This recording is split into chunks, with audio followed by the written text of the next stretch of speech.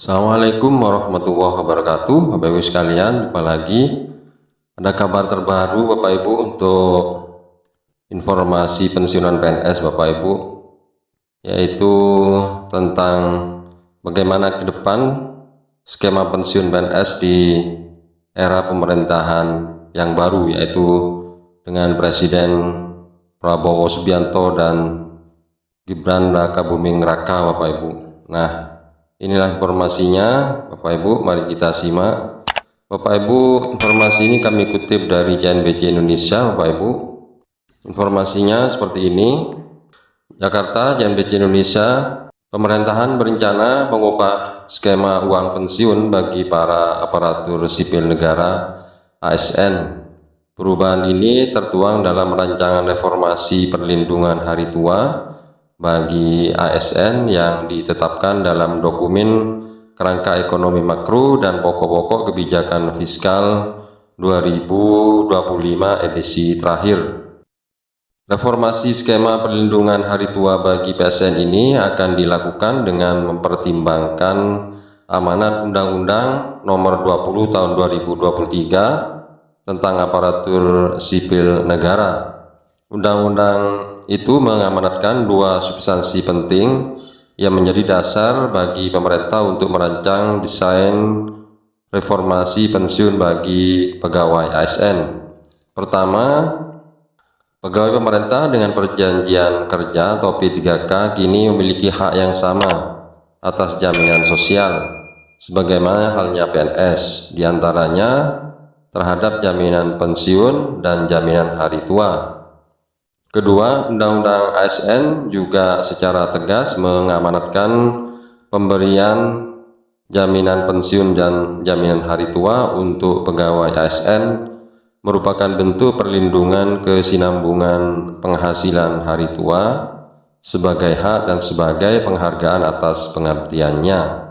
Dikutip dari dokumen KMPPKF 2025 ini, edisi pemutakhiran, bahwa pemerintah telah menyadari bahwa terdapat beberapa tantangan dari penyelenggaraan program pensiun bagi PNS yang berjalan saat ini. Selain karena adanya amanat Undang-Undang ASN, reformasi pensiunan itu juga akan dilakukan karena adanya risiko penyelenggaraan program pensiun bagi para abdi negara saat ini. Pertama, manfaat pensiun yang diterima oleh pensiunan PNS relatif rendah dan dalam tren terus berkurang dibanding manfaat yang diterima PNS beberapa dekade lalu. Kondisi ini tidak lepas dari formula perhitungan iuran maupun manfaat dari skema pensiun saat ini yang berbasis pada gaji pokok dan semakin bertambahnya rasio tunjangan kinerja terhadap total penghasilan PNS. Ini dikutip dari dokumen KMPF. Kedua, terdapat kesenjangan tingkat replacement rasio antar jabatan. Replacement rasio ini cenderung lebih rendah untuk tingkat jabatan yang lebih tinggi. Contohnya, pensiunan pejabat eselon 1A hanya menerima manfaat pensiun kurang dari 10% dari penghasilan terakhir.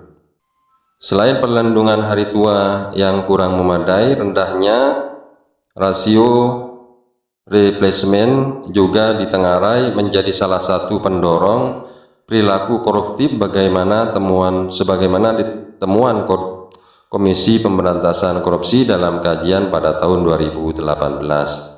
Ketiga, pemerintah menganggap bahwa penyelenggaraan program pensiun saat ini yang mengikuti skema manfaat pasti dengan pembiayaan pay as you go, yakni manfaat pensiun yang sepenuhnya menjadi beban APBN, berpotensi untuk terus meningkatkan resiko fiskal ke depan seiring dengan tren population again.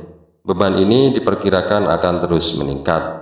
Memperhatikan berbagai tantangan itu, pemerintah menyadari bahwa reformasi program pensiun ASN merupakan suatu kebijakan yang bersifat urgen untuk segera ditempuh. Ini penegasan pemerintah Bapak Ibu dalam dokumen tersebut. Secara garis besar, arah reformasi program pensiun bagi pegawai ASN ke depan akan terbagi ke dalam dua kelompok besar, yaitu yang pertama perubahan skema program untuk PNS existing, dan kedua pengembangan program baru untuk PNS baru dan P3K. Garis besar desain reform yang menjadi prioritas pemerintah. Pertama, pemerintah akan memastikan bahwa tidak terdapat PNS existing yang mengalami penurunan manfaat pensiun. Untuk itu, program pelengkap dengan skema iuran pasti yang berbasis take home pay menjadi alternatif utama pemerintah. Kedua, program pensiun bagi PNS baru dan P3K akan diarahkan untuk mengikuti skema manfaat iuran pasti dengan formula iuran dan manfaat berbasis TPH atau take home pay. Skema bagi pegawai baru ini akan didesain sehingga menghasilkan manfaat yang relatif lebih baik dari skema pensiun PNS saat ini. Penyesuaian skema dan besaran iuran berbasis take home pay baik untuk PNS existing maupun PNS baru dan P3K diharapkan mampu mendorong distribusi replacement yang lebih wajar antar jabatan. Ketiga, yang menjadi dasar reformasi pensiun ASN adalah desain baru harus memastikan terwujudnya kesinambungan program dan kesinambungan fiskal. Hal ini diperlukan untuk memastikan terdapat perbaikan manfaat bagi ASN dan juga tidak memberikan beban bagi generasi mendatang. Yang keempat, desain reformasi akan membagi beban pensiun antara pemerintah pusat dan pemerintah daerah. Hal ini sesuai dengan prinsip bahwa pemberi kerja merupakan salah satu penanggung jawab dalam memberikan manfaat pensiun kepada ASN. Perubahan besaran dan formula iuran serta perubahan skema dan formula manfaat akan diputuskan pemerintah dengan tetap mempertimbangkan kemampuan APBN dalam mendanai, kemampuan ASN dalam mengiur dan perbaikan manfaat, serta kesinambungan program dan ketahanan fiskal baik masa kini maupun masa yang akan datang. Kutip atau tegas dari dokumen dari pokok-pokok pikiran tahun 2025 Bapak Ibu. Nah, itulah Bapak Ibu informasi sedikit tentang bagaimana skema pensiun PNS tahun yang akan datang di bawah pemerintahan Presiden Prabowo Subianto. Mudah-mudahan bermanfaat. Assalamualaikum warahmatullahi wabarakatuh.